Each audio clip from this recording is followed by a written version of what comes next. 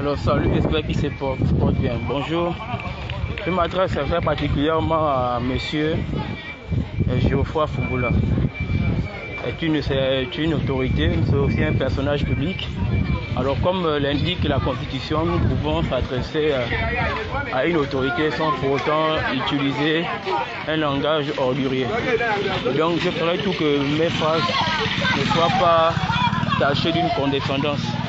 Monsieur Geoffroy Fungula, nous avons vu tous à travers le média social Facebook à laquelle vous avez aussi profité pour partager votre actualité suite à une conférence de presse qui avait été convoquée par vous.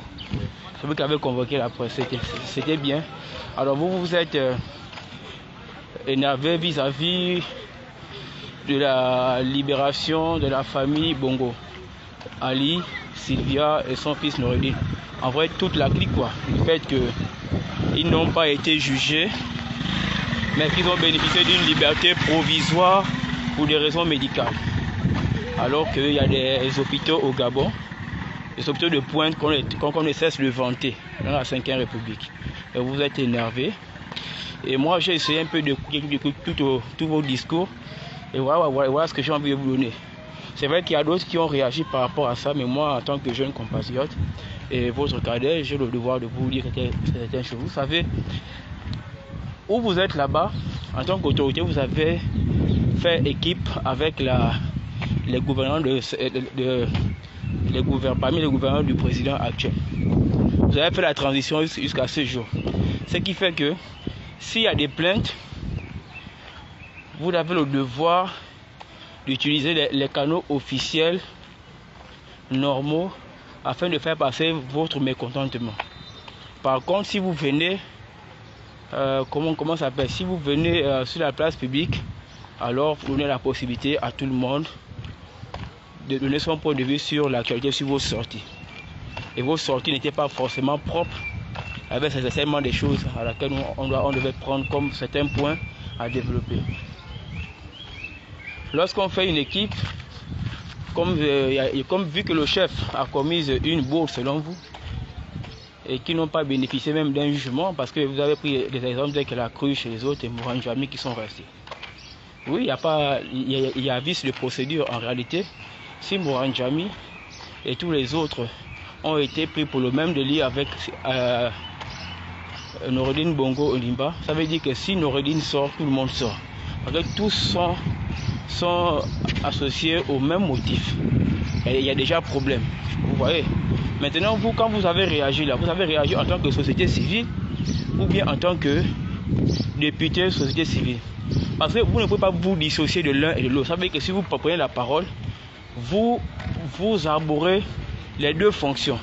En tant qu'homme de la société civile, mais aussi de député, soi-disant ou député ou sénateur.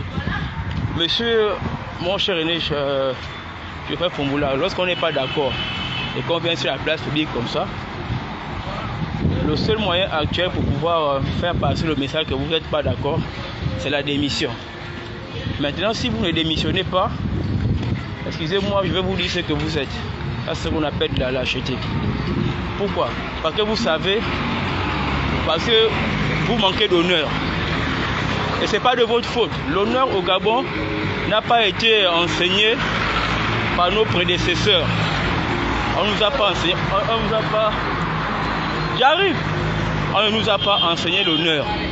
C'est l'honneur qui est le problème au Gabon là. Même lorsqu'une personne commet une bourde dans notre pays et qu'il a été éclaboussé par une affaire, pour qu'il démissionne là, c'est la mort. La seule possibilité de démission, c'est la mort. Mais démissionner de façon réelle là, on ne connaît pas ça au Gabon. Soit c'est l'éviction forcée, mais démissionner de son propre chef, du fait d'être éclaboussé par une affaire là, on ne connaît pas ça au Gabon. Et c'est ce que vous actuellement, vous êtes en train de faire. Vous ne pouvez pas assumer le fait que quand on vient s'énerver et qu'on n'est pas d'accord, que vous devez démissionner. Parce que actuellement, vous n'avez même pas cette possibilité-là. Vous savez pourquoi? La société civile actuelle a été rachetée à un prix d'or. Ça veut dire que même si vous réagissez là actuellement là, vous réagissez c'est parce que tout simplement, il faut tout simplement montrer à la communauté internationale qu'il existe une société civile. Or c'est faux. C'est une société civile qui a perdu toutes les protéines, toutes les vitamines de la société civile.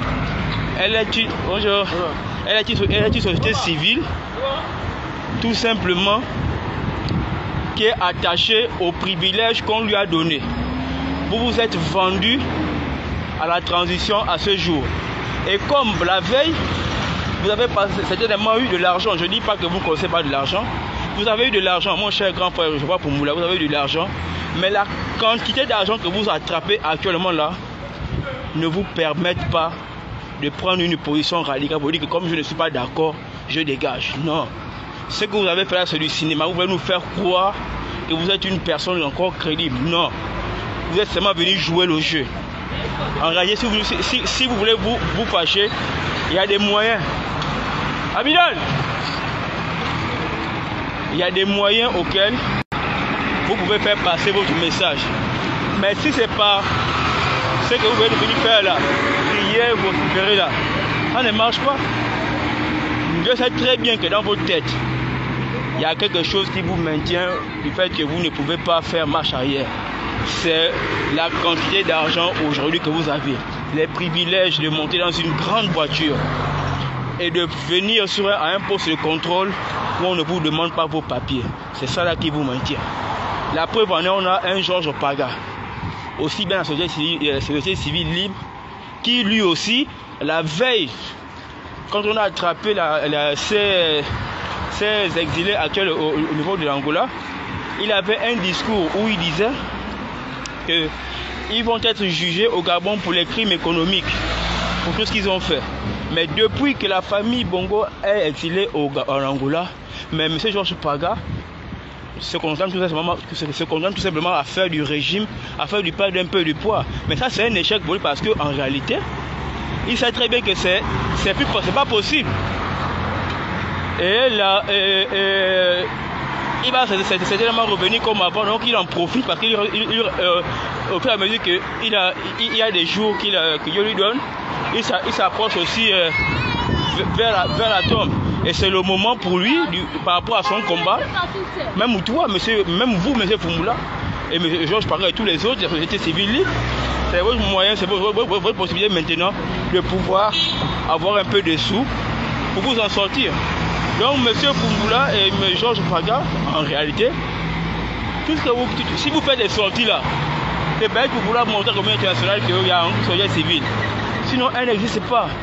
Une société civile qui a été achetée au prix d'or.